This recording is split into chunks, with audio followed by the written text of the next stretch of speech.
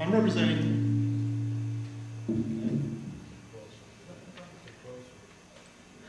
the Coalition for Better Fort Wayne, and I want to start off with asking each one of you the same question, which is a question about the casino issue.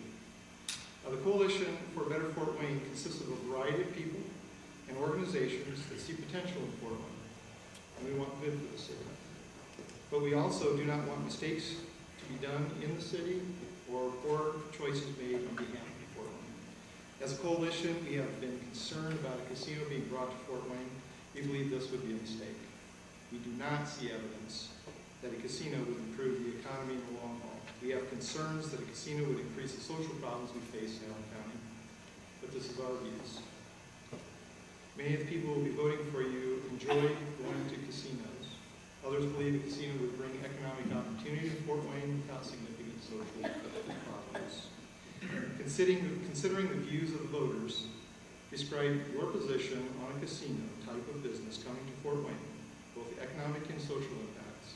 In other words, how would you handle this issue, Ms. May? You start? Yes. Okay. I believe in letters. Why can't the people of the city of Fort Wayne say all they feel, yes or no? And go to the actual city council itself and take a tally of who likes it better and who not. And then start with small, and I mean small today, without spending $40,000 or so for like we always keep do, and come up with some plan. And then go through all the procedures of voting for a casino if they want it, or something similar to a casino. Not the normal way. The normal way, you're going to have prostitutes coming in, you're going to have drug traffic. We don't want that stuff. We had to form a new form of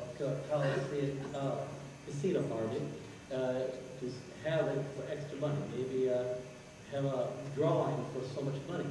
Put $100 in, and you get for that. Be your own casino. Time. I will be clear, I'm against bringing any additional form of gaming or casinos to this community. Casinos and gambling prey on the most vulnerable members of our society. They literally rest on the shoulders of losers. It's not a fit for the values of the community, and it never has been and never will be, in my mind. In many ways, it's regressive taxation. The people that can least afford to lose their money in those casinos wind up funding infrastructure and communities through taxes. It's just not a fit for our community. I would just to be real clear, if you want casinos, you do not want to elect me as your mayor. And I've said that in many of my discussions with people around the city. I think, number one, there's a practical reason for that. One of our brands, and it's probably our strongest brand, is this is a great place to raise a family. And when it's a great place to raise a family, you do not ruin that brand by bringing in a casino, because it will get ruined. And so I think that's just a practical concern that would cause us to not be able to attract and retain businesses and talent, which is a very important part of what we need to do in this city over the next 4 years. On a moral and ethical concern, I too agree that it's a regressive tax. There's overwhelming evidence of what it leads to in your city in terms of negative activities, and I just think that it's clear that that it's just not sustainable, and it really doesn't add that much economic development. And so I think the answer is clear from my perspective, that there needs to be no more gaming in Fort Wayne. I would like to agree with Eric. I don't believe that a casino is going to do any good for Fort Wayne. It's going to bring in people that have, shall we say, moral issues with their ethics. And I don't think that the city of churches should be known as having a casino. Thank you.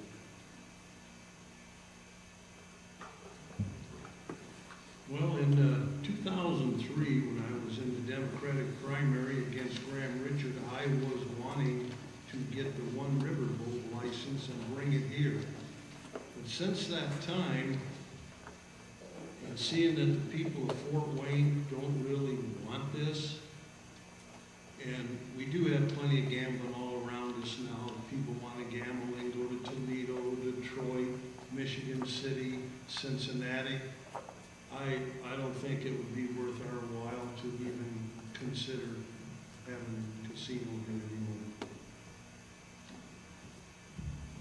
Well, I feel kind of like out of place here because I think that if possibility, might help the city in bringing a casino here. And, I mean, we've already got gambling in bars, we got gambling in the private clubs, and like that. So why not do it, you know, where the city can make a little money off of it too. And, I mean, go to Las Vegas. How many of you been to Las Vegas? Everybody goes to Las Vegas. And you see the beautiful lights and everything like that. I don't see anybody going broke down there that owns a business. And I don't see Las Vegas going broke. I see a lot of good things down there. And yeah, I admit it might bring the wrong kind of people around. But I live in a neighborhood, we got wrong people all the time. I've got prostitutes and drugs everywhere I look, so why not? I mean, it's not the reason why you got gambling. That doesn't bring the gambling. It doesn't bring the prostitution and the drugs. It's going to be here whether you got it or not. We're going to have thieves whether you want it or not. But I think the gambling should be able, you should vote on it. It shouldn't be us. Time. I'm completely against the casinos because we have enough crime rate in the city as it is.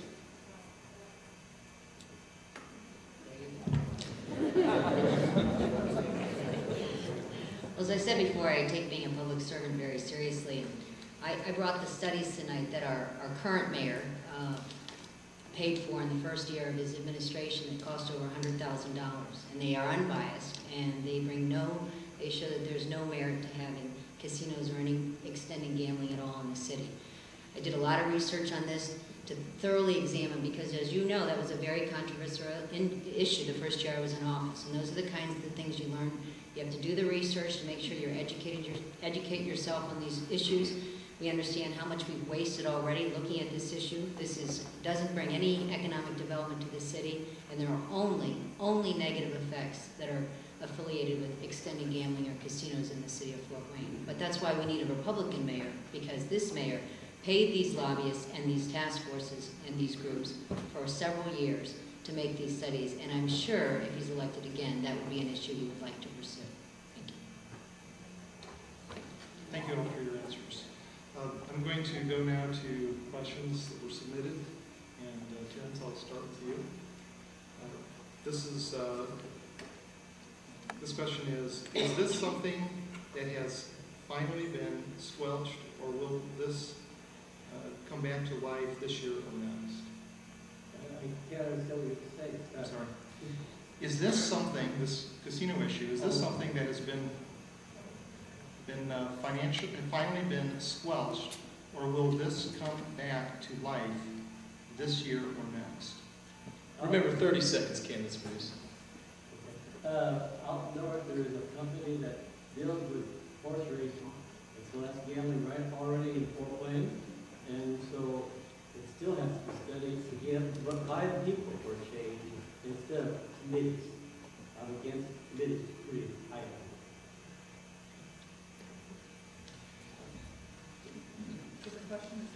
Paul, would you like to answer that question?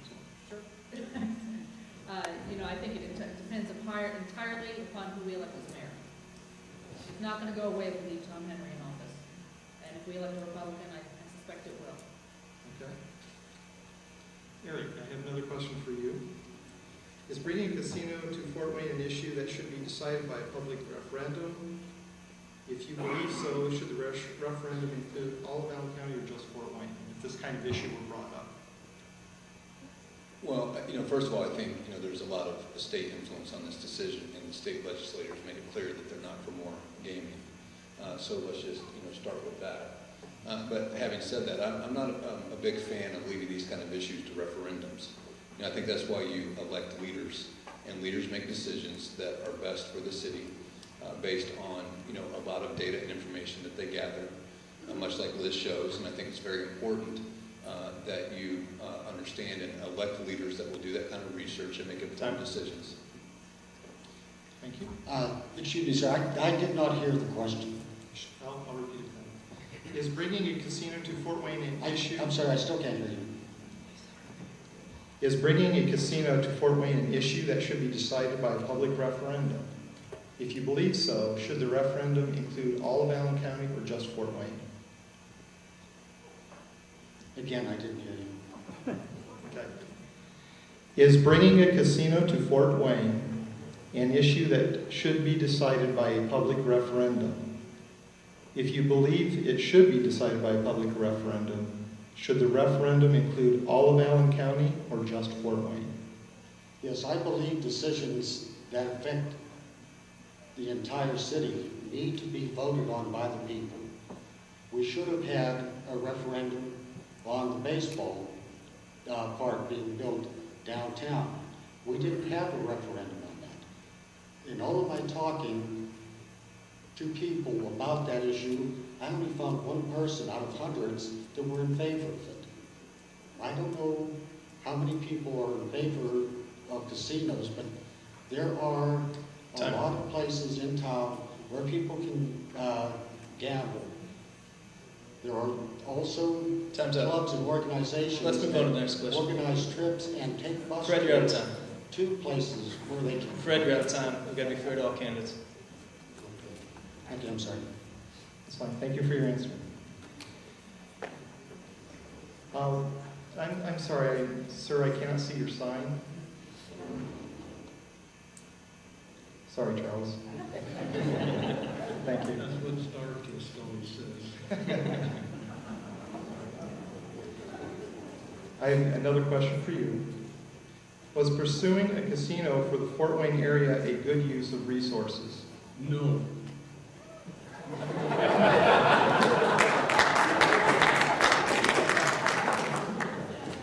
Very good. Mr. Cook, would you like to take a stab at that too? Well, I feel it might help. I'm not going to really say it could or it couldn't, but you know, I think it could help. Yes. Okay. Thank you. How would you answer this question? The economy is currently a major issue. Do you believe a casino brings economic improvement to the area where it is located? No, I do not.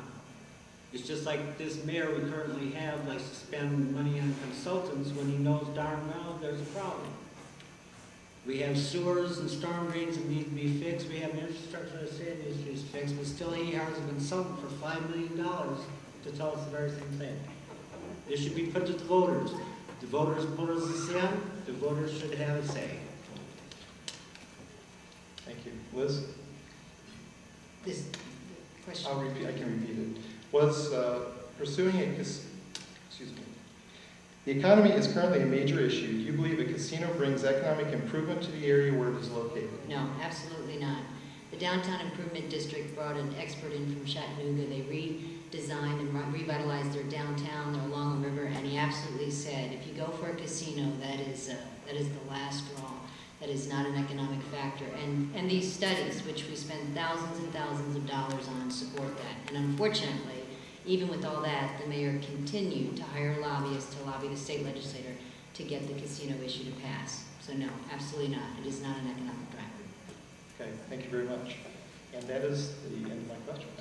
Michael, thank you, and Candace, thank you. For this next question, which will come from the Indiana Family Institute, we'll start with Paul Hughes. We'll work our way down to Liz Brown and finish with Terrence here. Ryan McCann represents the Indiana Family Institute. He serves as the Director of Operations and Public Policy at the Family Institute. It's a nonprofit public policy development and advocacy organization which is focused on strengthening Hoosier families. He served in this capacity for the Institute. He assists the president in managing day-to-day operations of the Institute with a special focus on influencing public policy within Indiana and also informing Hoosiers of ways in which they can mold their government and culture in family-friendly ways as well. McCann graduated from Indiana Wesleyan University with a double major in political science, pre-law, and history. He graduated magna cum laude from the Regent University Robertson School of Government, earning a master's degree in government with a focus on public policy. Ryan and his wife, Tori, are members of College Park Church in Indianapolis and the parents of a son. Ryan, it's all yours. Thank you very much, Ryan. I appreciate it. My first question is to all candidates.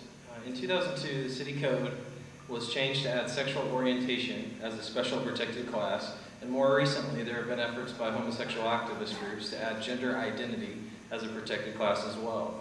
Throughout the state and nation, these sorts of ordinances have been used by homosexual activist groups to punish businesses and others who don't share their moral values. Excuse me.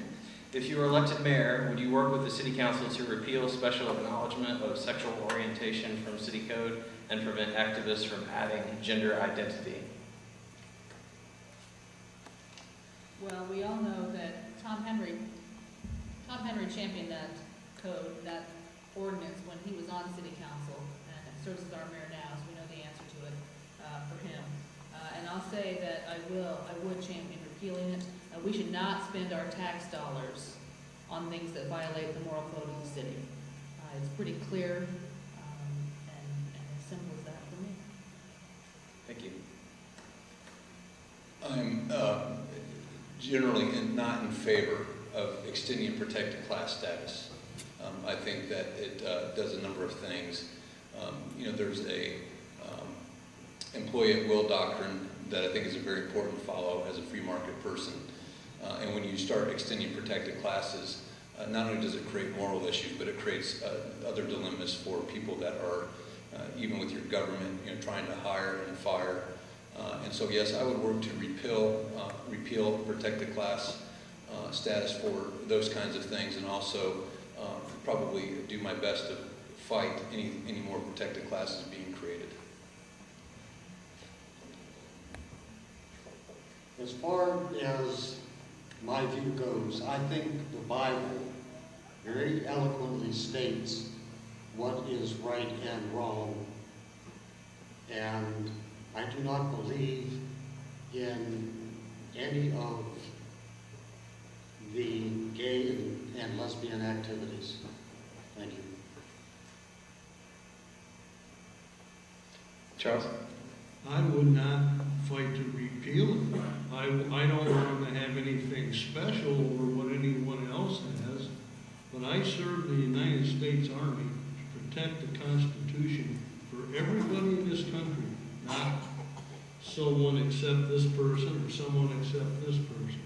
So I'm for the gay, transgender to have the same rights as anyone else. Nothing special, nothing extra.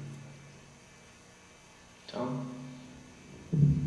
I kind of feel the same way as he does, is that, to each his own. As long as you don't bother me, I'm not going to bother you. And I don't think that you have the right as a citizen, no matter if you're gay, whatever, as long as you're a citizen, you have the right to do whatever you do in closed doors. And don't force it for anybody else. That's how I feel about it. Well, I am HIV and AIDS positive, and I am a gay man, but I do not impose my will upon anybody else, and I think we are all equal in rights. Actually, the transgender ordinance did not pass. It was introduced by Councilwoman Karen Goldner, who represents this district, to the 2nd district. And I can assure you she will probably try to introduce that again. But the reason why it didn't pass is because I, along with my other council members, refused to allow it to be introduced and to have a vote on it. But I can tell you it's a very aggressive group. They actually do receive special rights. There were flyers passed around town with our addresses on and information on how to build a Molotov cocktail for those of us who voted against the transgender ordinance. And I am sure if Councilwoman Goldner is elected again, she will try to introduce it yet again. And I know that Tom Henry didn't have anything to do with this particular ordinance, although he was on record as saying that if it were passed through council, he would support it. So it is an ordinance that gives special rights. You'd have to have special bathrooms. You'd have to have, if your daughter was in a public place or even in her own grade school, and a gentleman walked in because he felt that he was a woman that day, they would be allowed to enter the bathroom. It's definitely something I would be opposed to allowing to pass. Thank you, and I apologize if I meant to say that that the last part of the sentence was prevent activists from adding gender identity. So if I get the impression that it's already passed, I didn't mean to do that. So thank you.